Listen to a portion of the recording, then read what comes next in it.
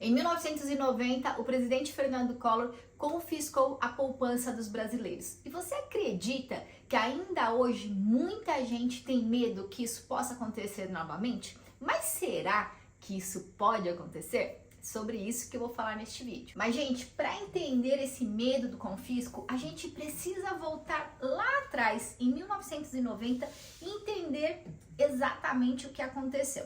Então, naquele tempo, o Brasil ele vivia uma crise econômica gravíssima. A inflação era tão alta que o preço do pão podia mudar da manhã para o período da tarde. A gente estava vivendo o que chamamos de hiperinflação, com aumentos dos preços de mais de 80% ao mês. E foi nesse cenário que o presidente Fernando Collor assumiu, prometendo fazer uma super mudança. E logo nos primeiros dias de governo, ele anunciou o Plano Collor, que chocou o país inteiro. Todas as contas bancárias com mais de 50 mil cruzeiros, o que hoje é equivalente a 6 mil reais, corrigido pela inflação, foram bloqueadas. Isso incluía poupança, conta corrente e aplicações financeiras. A promessa do governo era devolver esse dinheiro corrigido pela inflação, mas a realidade foi outra. A inflação continuou corroendo o valor real, a devolução foi parcelada e muitos brasileiros perderam grande parte do poder de compra. Milhões de famílias foram pegas de surpresa. Elas não conseguiam pagar as contas de casa, não conseguiam sacar o próprio dinheiro. Viram o sonho da casa própria, da faculdade dos filhos, da segurança financeira escorrer pelo ralo. E esse foi um dos maiores traumas econômicos da história recente do Brasil. E é por isso que muita gente, mesmo depois de 30 anos, ainda tem medo que esse confisco possa acontecer novamente. Tá, beleza, mas vamos verificar como é que o governo conseguiu fazer isso naquela época. Então, pessoal, nós tínhamos uma Constituição que tinha acabado de ser feita em 1988 e ela era muito frágil. Foi uma conquista democrática pós-ditadura, mas ela ainda precisava ser consolidada. Sabe aquela história de lei que ainda não pegou? Então, muitos dos dispositivos da Constituição ainda não estavam plenamente regulamentados e isso deixou brechas na lei. Então, o governo utilizou uma medida provisória. O Collor anunciou o confisco por uma MP que tinha poder de lei imediato. Na época, o Congresso estava alinhado com o governo, a medida foi aprovada rapidamente, sem debate público e sem resistência. Foi uma surpresa anunciada num domingo à noite em rede nacional, pegando todo mundo desprevenido. O Supremo Tribunal Federal não derrubou a medida, mesmo com questionamentos sobre o direito à propriedade. Isso abriu espaço para que a medida fosse adiante. Aí tem um detalhe muito importante. O Fundo Garantidor de Crédito, o FGC, aquele fundo que nos dá uma garantia em alguns investimentos, naquela época ainda não tinha sido criado. Ele veio ser criado somente em 1995, 5 anos depois que tudo aquilo aconteceu. Ou seja, naquela época não tinha nenhuma garantia de que a gente teria o nosso dinheiro de volta caso alguma coisa acontecesse. As pessoas estavam completamente vulneráveis. Elas confiavam no sistema bancário e um belo dia acordaram sem acesso ao próprio dinheiro. Tá, Amanda, mas o FGC teria conseguido garantir que o governo não confiscasse o dinheiro naquela época? Não. Não é isso. O FGC, ele não protege o nosso dinheiro em decisões do governo, como foi no caso do confisco em 1990. O FGC, ele só atua se o banco quebrar. Ou seja, é uma proteção contra a falência das instituições financeiras, não contra ações do governo. Mas o que o FGC tem a ver com tudo isso então? Então, por que a ausência do FGC não impediu o confisco, mas deixou tudo mais vulnerável? Então, gente, o FGC, ele não teria barrado o confisco da poupança em 1990, porque quem fez o bloqueio foi o governo federal e não o banco quebrou. Ou seja, o FGC não impediria o confisco, mas a ausência na época agravava o cenário por 2 motivos. Na época não existia nenhuma instância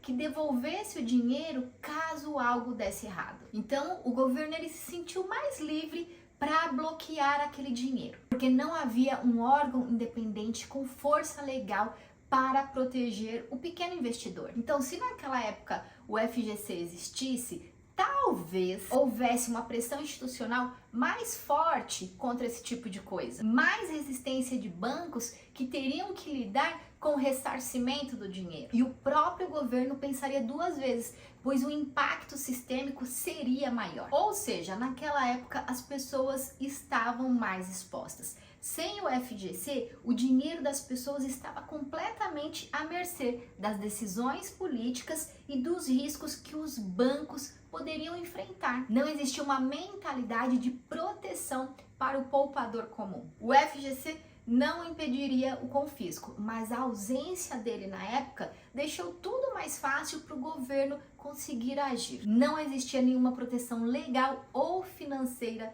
para o cidadão comum. Tá bom, Amanda, você falou, mas agora me diga se hoje o governo quiser fazer a mesma coisa, é possível? Gente, vamos ser bem sinceros.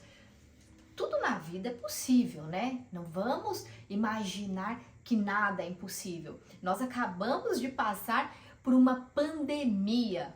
Como que nós imaginaríamos que iria passar por isso nos dias de hoje com a medicina tão avançada? E a gente passou. Então, assim, tudo é possível? Sim, mas é muito mais difícil de acontecer. Na época, o Collor conseguiu fazer tudo isso sozinho, junto com um Congresso mais submisso. Hoje o cenário é diferente. O presidente ainda tem o poder de editar medidas provisórias, mas elas têm validade limitada de 60 dias e precisam ser aprovadas pelo Congresso Nacional. Ou seja, não dá mais para dar uma canetada e sair confiscando dinheiro da noite pro dia. E tem outra coisa, gente. Hoje em dia, o poder legislativo está constantemente sendo vigiado. Temos a imprensa livre, redes sociais, população mais conectada e mais crítica com as coisas que estão acontecendo. Qualquer tentativa de confisco hoje vai receber uma resistência muito maior institucional e da população também, porque se do nada eles falarem, ó, estamos editando aqui uma medida provisória para tentar aprovar o confisco, a gente vai pra rua. Vocês se lembram, recentemente tivemos várias polêmicas envolvendo o setor financeiro e o governo. Teve aí uma medida provisória envolvendo o Pix, que depois de um barulhão eles tiveram que recuar. Tivemos também aí uma medida provisória envolvendo IOF, depois de um barulhão tiveram que recuar. Agora estamos tendo uma nova medida provisória envolvendo taxar LCI e LCA, que anteriormente era isento. Nós sabemos, né, que Pix, IOF, taxação de LCI e LCA, nada tem a ver com o confisco, mas tem a ver com muitas taxações em cima da população, sempre arranjando uma forma de cobrar mais impostos da população e de tirar mais dinheiro da população. E é por isso que sempre precisamos estar atentos. Hoje em dia, confiscar dinheiro da forma que fizeram em 1990 é muito difícil, mas eles arranjam outras maneiras de tirarem o dinheiro da população. E por isso a gente precisa estar sempre atento, sempre tentando brigar pelos nossos direitos. Então assim, gente, o risco do governo tomar o dinheiro da população novamente é muito pequeno. E vocês não devem ter medo de poupar o dinheiro e investir. Porque se vocês ficarem com aquele pensamento, eu vou gastar tudo agora, porque senão um belo dia vem o governo e toma o meu dinheiro, vocês vão viver uma situação muito pior, com medo do que talvez possa acontecer no futuro. Não vivam assim. Separe-se em parte do seu dinheiro, invista. E quando investir, você faça de tudo para proteger o seu dinheiro. Sabe quando sempre falam, diversifique os seus investimentos, esteja sempre de olho no que está acontecendo no mundo financeiro. Por exemplo, teve a tal história do aumento do IOF e isso iria prejudicar alguns investimentos, principalmente de pessoas que investem no exterior. Então a gente precisa estar de olho nisso. Quando que eles vão taxar investimentos que podem me tirar mais dinheiro? Outro exemplo é o LCI e LCA, que neste momento eles estão querendo cobrar 5% de imposto. Ainda vai para aprovação, mas a gente precisa já ligar as nossas anteninhas. Será que vai compensar eu continuar deixando meu dinheiro em LC e LCA? Então tem que ficar de olho. A gente precisa fazer as contas. Quanto que o meu dinheiro vai render se eu deixar em LC e LCA? Quanto que o meu dinheiro vai render se eu deixar em CDB ou no Tesouro Direto? A gente precisa estar de olho sempre nas manobras do governo para tentar colocar impostos na população e para a gente tentar escapar da melhor maneira possível. Gente, o medo é natural, mas ele não pode paralisar a sua vida. O problema não é sentir medo, o problema é sentir o medo e deixar ele te paralisar. Muita gente deixa de investir, de construir uma vida financeira melhor com medo do que aconteceu no passado. Mas a verdade é que o Brasil hoje é outro. Fala pra mim, o que você acha de toda essa história? Você também tem medo de que algo parecido possa acontecer? Deixa aqui nos comentários. Espero que tenham gostado do vídeo. Se gostaram, não se esqueçam, curte, compartilha e já segue o canal aqui para você receber mais dicas como essas. E até um próximo vídeo.